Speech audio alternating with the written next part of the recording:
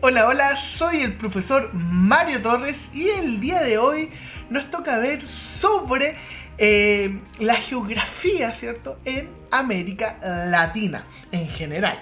Pero, ¿qué vamos a ver? Vamos a ver primero geografía física y después vamos a ver la geografía humana. Para ello, acompáñenme hacia acá y aquí tenemos el título y vamos a continuar con geografía física de América Latina, límites y contextos naturales de América Latina. A ver, ¿qué es América Latina? Estamos hablando de, y yo creo que todos han escuchado la palabra y el concepto América Latina. ¿Pero a qué se refiere? Básicamente se va a referir desde México, ¿cierto?, hasta Chile. Todo lo que comprende América Central, América del Sur, y obviamente que México ya es parte de América del Norte, por lo tanto comprende estos tres ciertos continentes.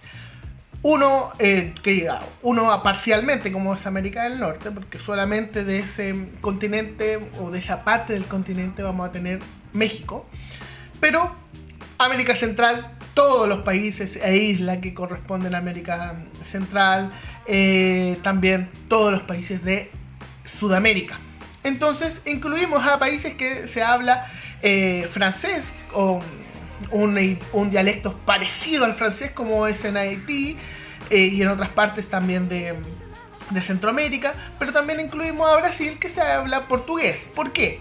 Básicamente latino proviene del dialecto de la lengua latín, ¿cierto? Entonces todas las lenguas y todos los idiomas que derivan del latín son conocidas como lenguas latinas.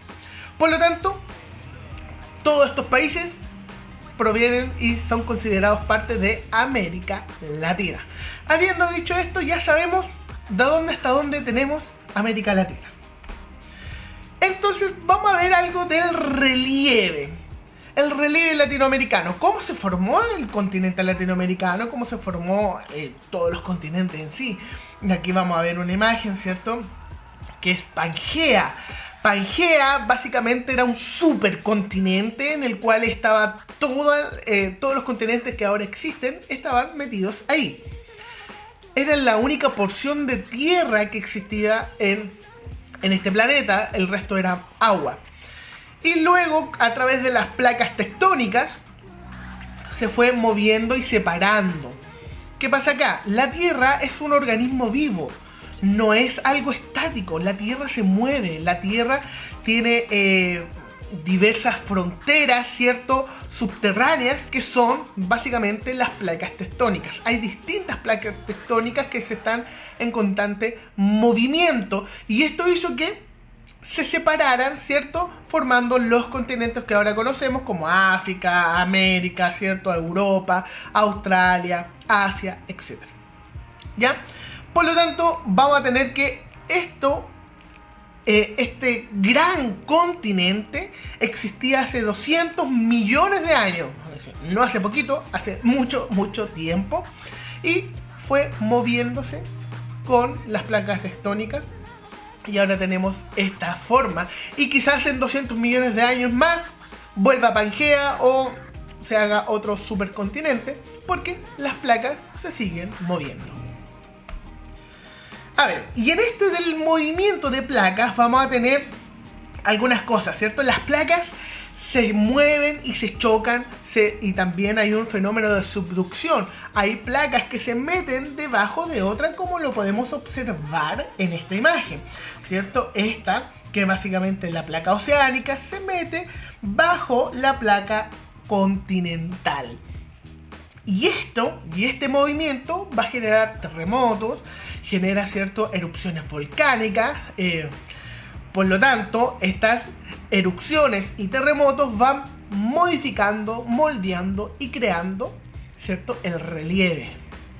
La cordillera de los Andes es uno de los ejemplos que tenemos, ¿cierto?, en Chile, del cual de este movimiento tectónico constante. La cordillera de los Andes surge y crece, ¿cierto?, producto de la subducción de la placa oceánica en la placa del continente. Por lo tanto, la placa que tiene el mar, ¿cierto?, se mete por debajo de la placa continental y esto hace que se levanten las montañas, ¿cierto?, a través de volcanes, movimientos propios, y esto va formando y creando el relieve. Pero no solamente el tectonismo o el movimiento de placas, sino que también se va creando el relieve a través de la erosión, ¿cierto?, el viento, la lluvia, etc. Entonces hay varios factores que van a influir en el relieve, pero el más importante es el movimiento de las placas tectónicas. ¿Ok? Entonces, como yo había señalado, este fenómeno crea los cordones montañosos, crea las planicies también y crea también las cuencas, cosas que vamos a ver, ¿ya? A ver, las formaciones más relevantes o importantes que se encuentran más seguidos en el continente, o mejor dicho, en América Latina. Recuerden que es casi todo el continente americano. Primero tenemos las sierras. Las sierras se van a denominar así por su forma, es decir, tienen forma de sierra. Si uno ve una sierra para cortar madera, tiene, cierto, como dientes. Esa es la misma forma que vamos a encontrar en una sierra. Generalmente son grandes picos de montaña, ¿cierto?, con esta forma, y además no son tan anchas. Porque, por ejemplo, la cordillera de los Andes no es una sierra porque es muy ancha, tiene otras características. En este caso las sierras van a tener lados, van a tener un lado occidental y un lado oriental. ¿Ok? Una de las sierras que podemos encontrar aquí en Chile va a ser la cordillera de la costa, que nace aproximadamente en la quinta región hacia el sur. ¿Ok? Pero, a ver, estas cordilleras o estas sierras, mejor dicho, se van a caracterizar por no ser muy altas. No van a superar los 4.500 metros de altura, van a ser más bien bajas, ¿cierto?, comparado con los Andes, por ejemplo, que superan los 5.000, 6.000 metros de altura. Entonces van a ser más bajas que otros cordones montañosos y las podemos encontrar en sectores como México, América Central, y ya les di algunos ejemplos también de Chile, pero principalmente en México y América Central vamos a encontrar estas cadenas montañosas llamadas sierra. También hay una sierra muy importante aquí en el Perú, así que hay sierras también aquí en América del Sur, pero las más importantes las vamos a encontrar en América Central y México. Otra forma del relieve van a ser las mesetas. ¿Qué son las mesetas? Básicamente, las mesetas son lugares bastante planos en general, y en este caso, por ejemplo, tenemos acá mismo en esta región una gran meseta que es el altiplano, y es una zona plana y alta, por eso altiplano, ¿cierto? Y esas son las mesetas, ¿ok? Son formas del relieve, como dice acá, que se caracterizan por ser planas. Hay montañas, podemos ver aquí un volcán, y si uno va a San Pedro de Atacama, va a encontrar volcanes, ¿cierto?, etcétera, va a encontrar montañas, pero es generalmente plano, ¿ya? Y como dice aquí, su origen puede tener varias explicaciones. Por un lado, la erosión de zonas que anteriormente fueron cerros o montañas, es decir, el viento, la lluvia, erosionaron y fueron aplanando no un año ni un siglo, sino miles de años, fueron aplanando los terrenos. O bien también la sedimentación de algún territorio que terminó finalmente por formar un plano relleno de material. Por ejemplo, una erupción volcánica, el volcán hizo erupción y sedimentó ese lugar. También puede formarse por eso, ¿ya? Y este tipo de relieve se va a encontrar, como ya lo dije, acá en Chile, ¿cierto? Y se va a conocer acá como altiplano, pero Chile, Bolivia, parte del Perú también y Argentina. Y aquí la cordillera de los Andes, o mejor dicho, estas formaciones geográficas y del relieve que se llaman cordilleras. En este caso tenemos la cordillera de los Andes, tenemos en Europa los Pirineos, tenemos los Alpes, etc. Pero acá en América Latina tenemos este gran ejemplo que es la cordillera de los Andes, ¿ya?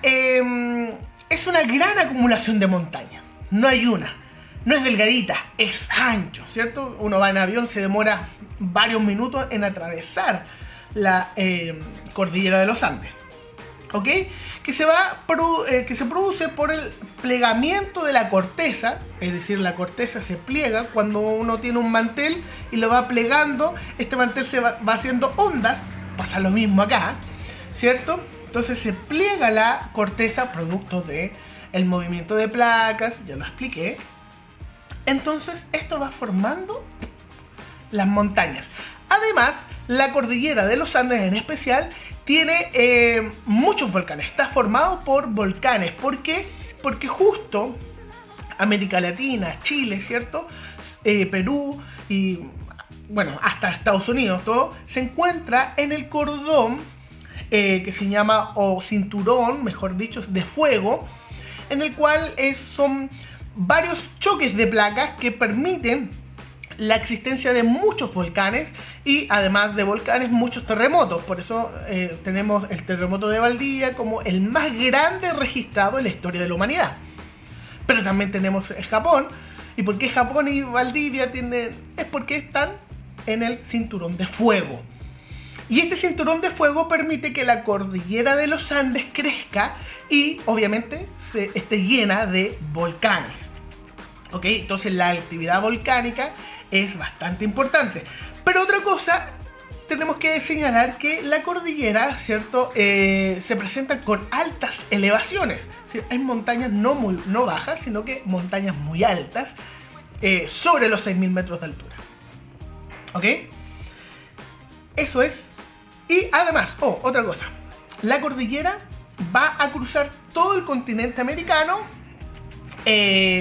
Va a venir desde Ecuador, ¿cierto? Hasta Chile, porque Chile es el último país, ¿cierto? Va a cruzar todo el continente americano. Y vamos a ver ahora otra formación del relieve, como son los escudos o los cratones. ¿Qué pasa acá con los escudos o cratones? Yo en la universidad los conocí como cratones. Dicen que estas son las formaciones más antiguas que podemos encontrar en el territorio y en la Tierra. Son parte de la roca, de las primeras rocas que se crearon en la Tierra. ¿Ok?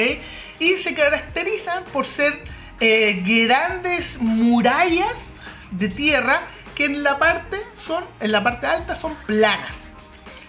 No sé si han visto ustedes la película Up, ese de un niñito que tiene unos globitos y una casa que se vuela por los globos, ¿cierto? Ya, este niño viaja hacia un cratón. Esos son los cratones y como lo podemos observar en la imagen de acá, ¿cierto? Tenemos que son elevados y son planos en la parte de arriba, ¿ok?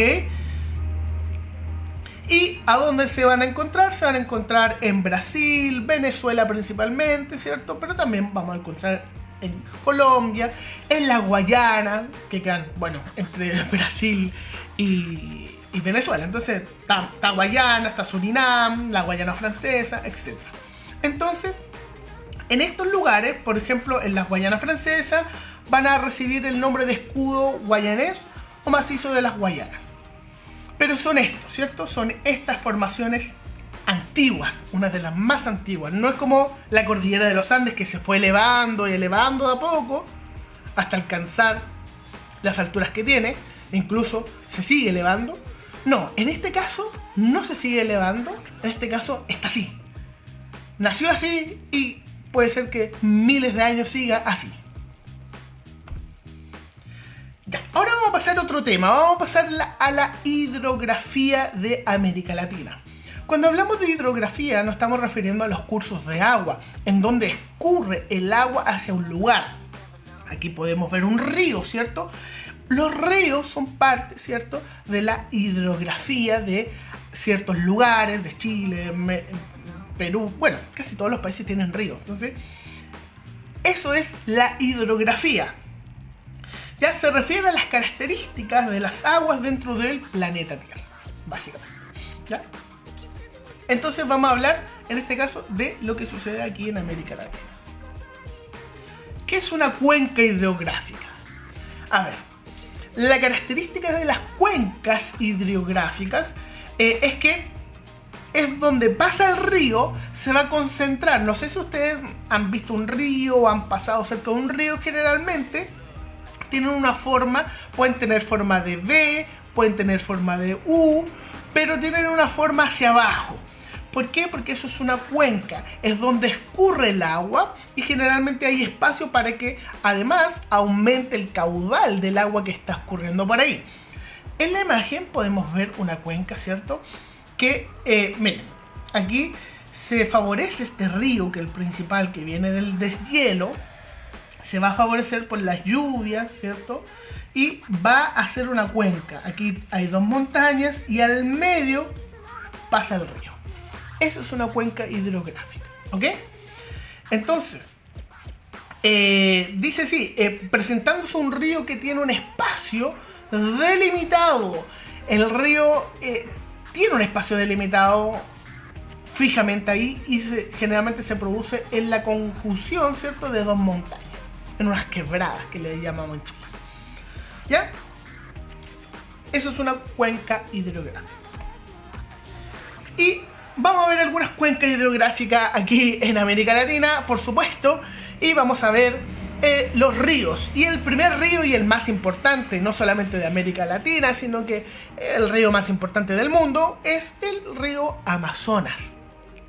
Es el río con más cantidad de agua que existe. Y es uno de los más largos, extensos y que recorre muchos países. Y ojo, nace desde la cordillera de los Andes, pero hacia su lado atlántico principalmente. ¿Ok? Como dice aquí, es el río que tiene mayor captación de agua. Tiene mucha agua. ¿Por qué? Porque hay muchos otros ríos pequeños que desembocan en el río Amazonas. ¿Ya? Y es el segundo más largo del mundo después del río Nilo, que es otro río bastante importante. ¿Ok? Nace en los Andes del Perú, en la cordillera de los Andes del Perú, ¿cierto? Y va a desembocar en el océano Atlántico. No desemboca por un lado, tienen varias desembocaduras, ¿ok? Entonces, ¿dónde se encuentra? Se va a encontrar en Perú, Colombia, Brasil, ¿ok?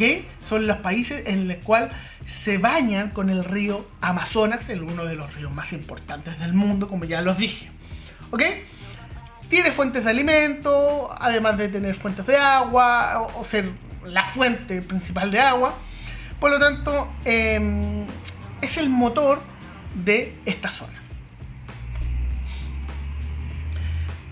Vamos a continuar con los ríos y ahora tenemos el río Orinoco. Y yo les puse esta foto porque es una foto bastante característica de cuando este río choca con otro río que no me acuerdo su nombre, pero tiene diferentes colores de agua, ¿ya? Es un río que también está en la Amazonía, que obviamente, por lo tanto, llega al Amazonas, se toca con el Amazonas, pero es un río distinto, ¿ok? Vamos a encontrarlo en Venezuela y también en parte de Colombia, pero principalmente es Venezuela, ¿ok? Y sirve de frontera entre ambos países. El río Orinoco es la frontera entre Venezuela y Colombia, ¿ok?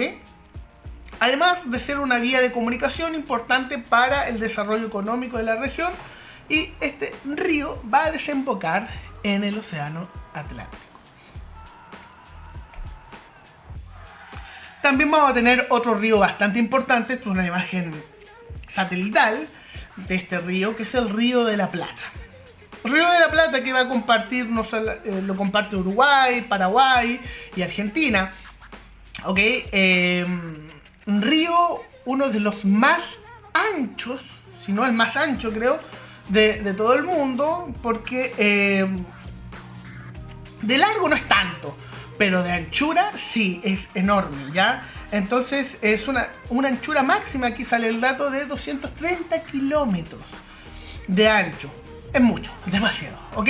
Y aquí vamos a encontrar también, vamos a encontrar la ciudad de Buenos Aires, ¿cierto? Y vamos a encontrar Uruguay, ¿ok?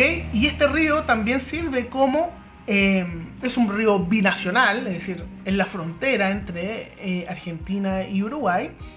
Y este es el río más importante de la zona de estos dos países, entre Uruguay y Argentina. ¿Ok? Por otro lado, vamos a encontrar, ya nos vamos a ir de las cuencas hidrográficas, que son los ríos, ¿cierto? Y nos vamos a mover hacia los lagos latinoamericanos. ¿Ok? Yo aquí le puse una imagen de un lago muy importante en Chile, que ustedes deberían visitar alguna vez. No queda cerca, es así, queda en la Patagonia, en la región de Aysén, que es el lago Chelenco, o el lago General Carrera, o el lago Buenos Aires. Tiene 3 nombres, así que ojo con eso, pero dependiendo de quién lo nombre. Si es chileno, General Carrera. Si es argentino, Buenos Aires. Pero si es chileno o indígena, le va a nombrar Chelenco. Ok, ya. Después vamos a hablar de este lago, que es bastante importante. Entonces, a ver, en Sudamérica no solamente vamos a tener ríos, sino que vamos a tener importantes lagos y grandes lagos. No son los lagos más grandes del mundo, sino el lago más grande del mundo queda en Rusia, pero sí son lagos bastante importantes, ¿ok? Muchos de ellos son lagos permanentes, es decir, no son estacionales, no depende de las estaciones, sino que son permanentes. Siempre uno va en invierno, en verano, va a estar el lago, ¿ok?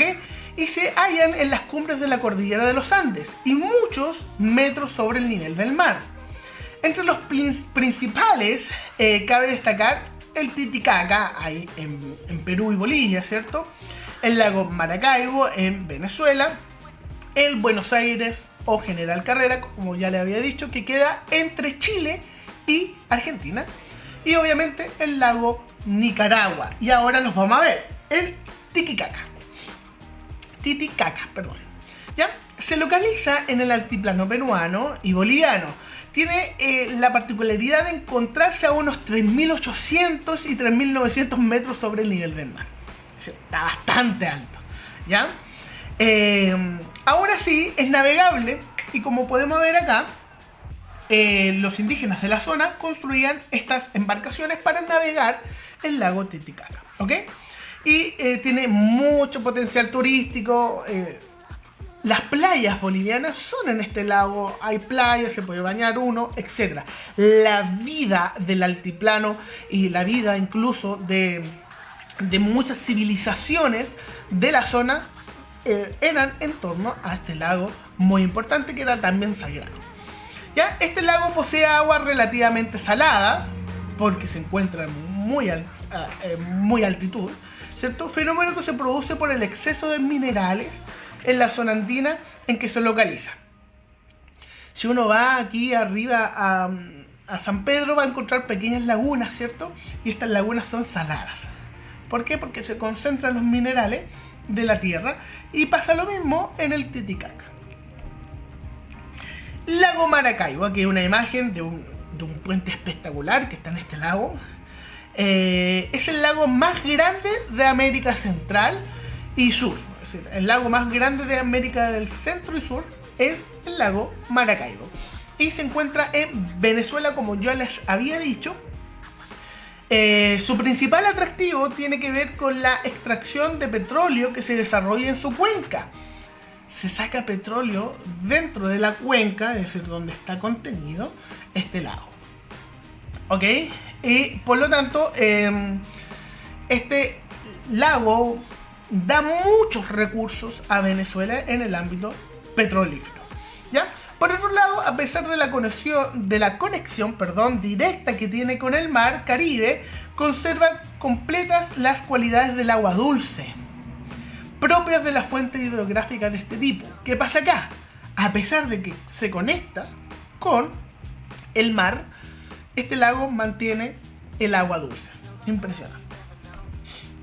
Y aquí el lago que yo le había dicho que tienen que conocer, que es chileno y es argentino, es el lago Buenos Aires, General Carrera o lago Chelenco. Chelenco es en el idioma nativo, así como le llamaban, ¿cierto?, los indígenas de la zona a este lago, el lago Chelenco. Se localiza en el sector austral, en Chile, por la región de Aysén, ¿cierto? A unas 4 horas aproximadamente de Coyhaique, en auto por la carretera austral, Ruta 7. Y está presente en dos naciones, ¿cierto? En Argentina, un lado argentino y un lado chileno. No es muy navegable, se puede navegar, obviamente, pero no siempre, porque hay unos vientos enormes. Yo fui una vez para allá, mucho viento, es difícil estar ahí en las embarcaciones. Y la principal, si bien no tiene muchos recursos marinos, es decir, peces o petróleo como en el lago Maracaibo, su principal atractivo es su belleza. Y aquí le tengo una foto también, ¿cierto?, de las capillas de mármol, que son formaciones rocosas de mármol, valga la redundancia, que están en la cuenca del lago Chelenco. Nombrémoslo Chelenco porque es más fácil, ¿ya? Del lago Chelenco o General Carrera. Y ahí vamos a encontrar las capillas de mármol y la catedral de mármol, ¿ok? Y además que la zona tiene unas vistas espectaculares, así que es para ir a contemplar y visitar. Y por último vamos a tener al lago de Nicaragua, ¿cierto? Que es el lago más grande de América Central. Y se caracteriza por ser de agua dulce y contener especies animales tan particulares como tiburones de agua dulce. En este lago vamos a encontrar tiburones de agua dulce, ¿ok? Y obviamente alrededor del lago, como podemos observar aquí, hay un volcán. Alrededor del lago hay alta actividad volcánica. Por lo tanto, esas son las características que tienen los lagos, los ríos también, en América Latina, y los principales que hemos visto.